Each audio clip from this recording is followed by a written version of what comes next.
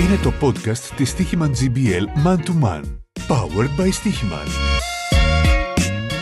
Η σκούφια του μπορεί να κρατάει από το Λονδίνο, αλλά στην ουσία δεν ακολούθησε το ποδόσφαιρο που είναι το πιο δημοφιλές άθλημα στο Ηνωμένο Βασίλειο. Δεν ακολούθησε ούτε καν το άλμα εις ύψος, στο οποίο θεωρούνταν από τους κορυφαίους στη χώρα του, στην ηλικία του. Προτίμησε να παίξει μπάσκετ και δεν το έκανε μόνο στο Ηνωμένο Βασίλειο, αλλά πήγε και στις Ηνωμένες Πολιτείες και βέβαια ο δρόμος του τον έβγαλε στην Ελλάδα και στον Κολοσσό Ρόδου. Μίλαμε για τον σέντερ της ομάδας του νησιού, τον Ντάνιελ Ακιν. Φίλες και φίλοι της Stoiximan GBL, καλώς ορίσατε σε ένα ακόμη man-to-man powered by Stoiximan, το επιτυχημένο podcast της Stoiximan GBL που μας φέρνει ακόμη πιο κοντά στους πρωταγωνιστές του αγαπημένου μας αθλήματος. So we're going to have to switch from Greek to English in order you to understand. Okay, I think the perfect question for an icebreaker is the childhood. So what was your childhood like growing up in London? Growing up in London, I felt like I had a good childhood growing up. Obviously, the standard typical London guy. You grow up playing football, big Chelsea fan. So I was playing football until like 9, 10, kind of transitioned to other sports. Didn't really start playing basketball until I was like 16. So, yeah. But what was your life? You know, were you an easy boy, a rascal, let's say, or somebody who had the trouble or not? Don't know. No, I don't feel like it. I feel like I was a pretty standard good guy, you know. Just went through school, no problems, you know. Yeah. Had a lot of friends, you know, went out, chilled with my friends, yeah. Nothing too crazy. But you weren't in central London, let's say. No. The capital. Did you like going there, you know, seeing stuff and For sure, having yeah. fun? So, yeah, I lived on like the outskirts of London, so which is kind of nice because obviously London's pretty busy, hectic. So it's nice to switch it out, go in, you know, see, obviously do typical stuff, see the sights and whatnot. But yeah, it was kind of nice being on the outskirts because it's not really busy. Yeah. So what do you remember the most about your neighborhood where you grew up? Honestly, I would spend most of my time at the park. There's a park called Avery Hill Park. Me and my friends would go there pretty much every single day after school. So that would be my biggest memory, just going there every day, playing football with the guys. That's what I wanted to ask you. There wasn't a basketball court there. It was, you know, football or stuff like the kids do in their leisure time, let's say. Yeah, definitely, yeah. So you probably didn't have a basketball background in your family. No, not at all. What were your parents doing as a profession, let's say? So my dad's an architect. My mum's a case manager. So, but when they grew up, my dad used to play football. My mum was very athletic, but no basketball in the family at all. Was it the guidance from your family, you know, to play sports or basketball in particular? Yeah, my dad was very heavy playing football. He's a big Liverpool fan. So he wanted me to, obviously, ideally play football, go to Anfield, play, and obviously play there. But that didn't happen. But obviously enjoyed playing football as a youngster. And then I've always been a sporty guy, so I used to play a lot of sports. But obviously... I had that question not down the list, it's the second one in the list. About, you know, the serious question of life and death, which team do you support in England? You answered, you're a Chelsea fan. And your father was Liverpool. Yeah. How was that, you know, happening in the house? Was it there, you know, any funny incidents that your dad might say to you about Chelsea, or you tell him about Liverpool? Honestly, not really, because obviously Liverpool and Chelsea are both big teams, but not rivalry teams. If it was like a rivalry team, then yeah, I think there'd be more like back and forth. But we kind of like both respected. We chose obviously our own teams, and at that point in time, they're both doing well. So yeah. And what is your best memory of going to a football stadium? Maybe it was Anfield, I don't know, but it was Stamford Bridge? Yeah, I would say my best memory. So my favourite player growing up was Drogba. Obviously, he played for Chelsea back in the day. So I think I went to the Arsenal game. So obviously, that's a big rivalry game, London game. So I think it was a Carling Cup final, and then Drogba scored a header to win the game. So that was pretty amazing to see. Did you have the chance to meet him? No, I've never met him, no. I wish. That would be cool. Yeah. Okay, let's talk about the other sports you played. You mentioned that you played football, soccer, as they say in the States. You also played handball. Yes, I played handball, yeah. How was that? How somebody plays handball? Yeah, it was very random. I've seen, like, one of my friends played it. I was like, this could be fun. And then obviously it has like some football like principles in it and a little bit of basketball principles. So I was like, you know what? Let's give it a shot. And yeah, did it for a year or two, and then it was fun, but wanted to kind of move on. Were you any good at that? I felt like I was decently good, but I just didn't have the same passion or drive for it to keep pursuing it, you know? But you also, on your resume, you have high jump also. Yes, yeah. And I think this is the best, besides basketball, sport that you have, discovered during your life. Yeah, so obviously the Olympics were in London, 2012. So I went to a couple of the events. So obviously that really inspired me, seeing all these guys. I'm like, why not give it a shot? Initially, I thought I was really quick. So I was trying to go. I went there to do 100 meters, and I realized quickly I'm not that quick. And then I kind of transitioned to high jump because I guess they didn't have any high jumpers, and they just saw me, and obviously I could jump a little bit. So they kind of like pushed me into that kind of field. And then, I was pretty decent. I was like ranked second or third in the country. But then with high jump, the training is very repetitive. So for me, it got kind of boring. So kind of switched sports again. Do you ever have second thoughts about that? What if you continue being a high jumper? Yes and no. I'm obviously a little bit, because at that time I was like decently good. So it would make sense to keep pursuing it. But I felt like for me, all my friends at that point were playing basketball, and obviously high jump, individual sport. So you don't really get to hang out with people as much. I was very like a social guy. Wanted to be with my boys, and all the boys were playing basketball. So I was like, yeah. Okay, the question is, Britain is not famous for its basketball, okay? Nope. How it happens, you and your friends, a bunch of guys playing basketball. What did you see to decide I'm going to play that sport? It's really just like in high school, like we have like lessons, like we have this computer lessons called IT lessons. And instead of doing work, we're just watching basketball highlights, watching Blake Griffin highlights or Chris Paul highlights. So that kind of inspires you, like, okay, let's actually go when we have break, go get basketball and actually try some of these things. And that's kind of how they transpired from there, Would you like for Britons to be to love more basketball? Yeah, there's definitely like a lot of talent in the UK, but because football, rugby, these other sports are obviously more televised, more developed, so it's kind of hard for guys to kind of come up, But there's a lot of talent. Since you mentioned the Olympics of 2012, was it something that made you play basketball also? I don't know if you went to basketball games. I didn't go to any of the basketball games. I was just really interested in athletics. And then obviously GB was in the 2012 basketball. Obviously. They lost every game. So that doesn't really inspire you to play. But it's kind of cool to watch the other athletes that were there also, yeah. Can I assume that Luol Deng was a role model for you? Because I think it's one of the best British players that played in the NBA. Yeah, definitely his story, obviously, coming from South Sudan and going from America, Duke, NBA. It's a great story. So it definitely inspires a lot of kids. And then when I was growing up, initially playing basketball, 17, 18, he had like camps in the UK for like the top players in the UK. He would come, show us like how a real true professional works out, the day in the life, and then obviously he will have rankings for all the players there, and that just keep pushing you to like keep going, Ακούτε το podcast της Stoiximan GBL Man to Man, powered by Stoiximan. Okay, let's move forward. So you started playing basketball, and the time comes that you have to go to the States. Yeah. How difficult is it to leave England after all these years and move to the States in such a young age? I would say it's very difficult, just being home all the time, being within your family, friends, seeing them all the time, and then just going and leaving for like 8-9 months at a time. And then obviously like in America they speak English, but the English is different than it is in the UK, so that was hard to kind of... I've read an interview that you were speaking to them and they didn't get you, You have to switch accents or words in order to understand you.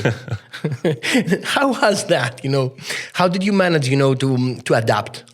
Yeah, I think initially it was kind of hard, just from, like I said, the language point of view. The basketball was different. Going to university was obviously harder than high school. So, but just stuck with it, and then had a good like coaching staff as well. So that kind of helped. Was there ever a moment at that period of time that you wanted to quit? to go back to your house. Yes, my first year, there was a point where I kind of told the people there I wanted to go home. So it was around Christmas, and they actually let me go home for a week. But then I came back. I was thinking about maybe I should just stay, but I went back, and I'm happy that. Was it something that your parents told you, maybe your mother, or don't you dare come back? Pretty much, yeah, pretty much. Like, I'm getting school paid for, like, why are you going to come back? Okay, let's stick to basketball, to college basketball. So I have a date, March 16, 2018. I think you know what I mean. Yeah, I have I'm to very say familiar with that date, yeah. For the people that are watching us, it's the date that UMBC managed to eliminate, you were number 16 on the seed, you managed to eliminate number 1, it was Virginia, right? Yes, sir. How was it for a player that started playing at 16 from a country that has no basketball background, having this moment? It was surreal. Honestly, at that point in time, I didn't understand what we did. Because obviously, like I said, no prior basketball knowledge of college. So I don't understand like why it was such a big deal. Obviously, I knew the team was really good. I think they only lost like 2 games the whole season. So I knew it was going to be challenging. But when we did it, the reaction to me was crazy. It was just like cameras are everywhere. We was all over the TV. So like I don't understand the full weight of what happened until someone told me in the locker room, like, no, that's never happened before. And I think, I don't know if it happened after that. I think it's happened once, yeah. So was it a passport for you to play basketball in a bigger level? Not only for you and your teammates at that team. Yeah, I think it was just people respected us a lot more because I guess no one heard of our school before because we would make this joke before the tournament and obviously the win. I think our chess team was more famous than the basketball team. Okay. So obviously after that night, it switched. So that was good to just see the more popularity of like the team and the area as well. But how was your overall college experience? You know, considering that you changed environments, like I think 3 times. Yeah. Mm-hmm. How was it? Yeah, I would say I felt like I had a pretty good college career. I think I challenged myself, like you said, by going to 3 different places, going to like higher levels at every place. So I would sum it up pretty good. Like obviously I had a few injuries that sent me back, but for the whole part, I really enjoyed my college career. Let's talk about, since you mentioned your injuries, I think you lost almost your freshman year. You have a torn meniscus or something like that. Yeah, my second year I tore my meniscus. Okay. Yeah. How is it for a player that, you know, if you are a pro, you have to deal with it differently because you're paid also, obviously, and you have people to see, to look after you. Yeah. How is it for a kid, you know, having to deal with that? Yeah, like you said, there isn't that extra incentive of money and whatnot at that, especially back then. I think it was just my drive. I obviously wanted to keep playing. I knew I wanted to be professional. And I just knew, okay, cool, this is going to be a setback and I'm just going to be better. I'll come back from this. Mm-hmm. Did you have support from your team or teammates or, I don't know, friends that you made there? Yeah, mostly just friends, coaches, and of just guys just telling me, like, you know, it's going to be fine, you know, and obviously, thankfully, yeah, everything worked out pretty well. And how is it, you are playing overseas for many years, plus the years that you were in college. Do you miss home now, or is it?